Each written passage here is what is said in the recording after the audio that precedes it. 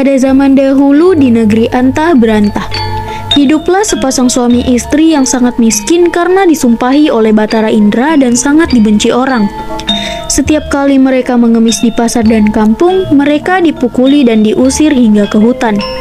Oleh karena itu, tinggallah sepasang suami istri itu di hutan dan memakan batang kayu dan buah-buahan. Setelah beberapa lama, istri si miskin hamil selama 3 bulan. Sang istri ingin sekali memakan buah mangga yang ditanam di taman raja. Si miskin pun terketuk hatinya karena dahulu ketika ia di keindraan waktu menjadi raja, ia tidak ingin memiliki anak.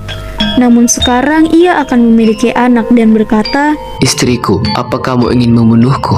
Apakah kamu tidak tahu tentang masa lalu kita? Jangan meminta sesuatu. Kita tidak bisa mengambil buah mangga yang ada di taman raja." Setelah istrinya mendengar perkataan suaminya itu, ia semakin menangis. Lalu suaminya berkata, "Diamlah istriku, jangan menangis. Aku akan mencarikan buah mangga itu dan memberikannya kepadamu." Istrinya pun berhenti menangis. Lalu si miskin pergi ke pasar mencari buah mangga. Setelah sampai di pedagang buah mangga, ia ragu untuk meminta buah mangga karena ia takut orang akan memukulinya. Pedagang buah mangga yang heran akan kehadirannya pun bertanya, "Hai miskin, apa yang kamu inginkan?" "Jika Tuan mempunyai belas dan kasihan, berikanlah saya sebiji buah mangga yang sudah busuk, Tuan." Orang-orang yang berada di pasar pun menjadi iba karena mendengar kata-kata si miskin itu.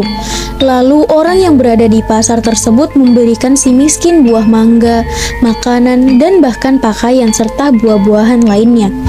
Si miskin pun heran karena biasanya ia akan diusir, dipukul hingga dilempari kayu dan batu. Setelah ia berpikir seperti itu di dalam hatinya, ia pun pergi ke hutan untuk menemui istrinya. "Istriku, ini buah mangga, makanan, pakaian, dan beberapa buah-buahan. Aku mendapatkannya dari pasar." Sang istri yang mendengar hal tersebut pun menangis dan tidak mau makan jika bukan buah mangga yang ditanam di taman raja dan berkata, "Aku tidak ingin memakannya, biarkan saja aku mati." Si miskin pun sangat terpukul mendengar perkataan istrinya. Kemudian ia pergi menghadap Maharaja Indradewa yang saat itu sedang mengadakan pertemuan raja.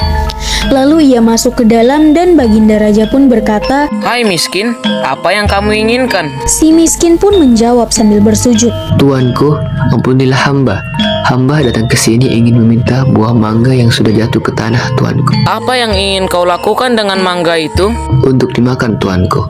Mendengar hal tersebut, sang raja pun memberi perintah kepada pengawal untuk mengambilkan buah mangga yang ada di taman kerajaan. "Tolong ambilkan setangkai buah mangga untuk si miskin ini." Kemudian diambilkanlah buah mangga tersebut untuk si miskin yang sedang sujud kepada Baginda Raja. Setelah itu, si miskin pun berjalan pulang ke rumahnya dan tak lupa untuk berterima kasih kepada sang raja.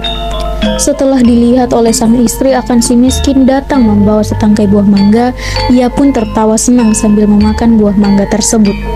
Pada waktu yang baik dan tepat, pada malam hari 14 bulan itu bulan bersinar terang. Kemudian pada waktu itu juga istri si miskin melahirkan seorang anak laki-laki yang sangat baik dalam penampilan dan tampan. Anak itu diberi nama Marakarma yang artinya anak di dalam kesulitan. Dengan takdir Allah Subhanahu wa Ta'ala melimpahkan kepada hambanya, si miskin pun menggali tanah untuk membuat tempat tinggal bagi keluarganya.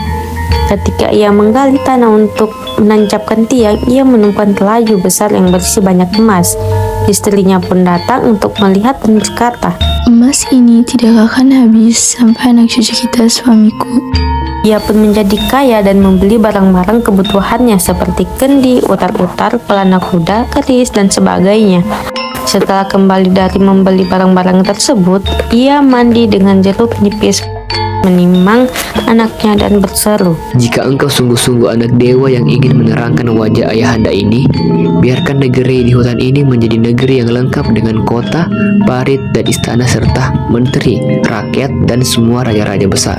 Terkabullah permintaan itu dan si miskin menjadi raja dan berganti nama menjadi Maharaja Indra Angkasa, dan istrinya berganti nama menjadi Ratna Dewi, dan negeri itu dinamakan Puspasari.